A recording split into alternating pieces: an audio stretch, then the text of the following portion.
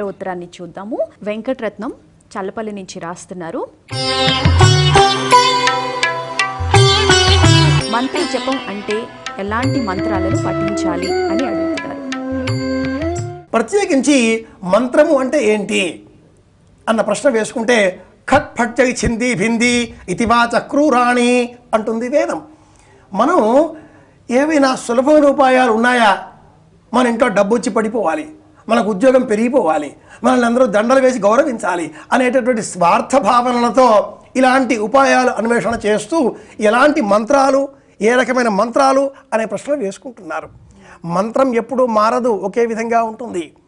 మనకు ఏ మంత్రాన్ని ఉపయుక్తమవుతుందో తెలిసినటువంటి గురువు గారు ఆ మంత్రాన్ని బోధిస్తారు. తండ్రి కంటే మించిన పరమదైవం మరి ఒకరు లేరు. కాబట్టి తండ్రి ఏం చెబుతాడో, తండ్రి గారు లేని పక్షంలో, చెప్పలేని పక్షంలో ఎవరినో ఒకరిని గురువుగా భావించినప్పుడు ఆ గురువుగారు పరమ మంత్రాన్ని, ఒక్క మంత్రాన్ని ఏదైతే ఉపదేశం చేస్తారో దానినే సాధన చెయ్యాలి. అంతేకానండి నిత్యము ఒక మంత్రమనో, గంటకు ఒక మంత్రమనో, ఈ పుస్తకంలో ఆ పుస్తకంలో ఉందనో, ఎన్నో బీజాక్షరాలు ఉంటేనే మంత్రమనో అలా అనుకోకూడదు. ఉండవలసిందల్లా కూడా మనలో ఆత్మశక్తి.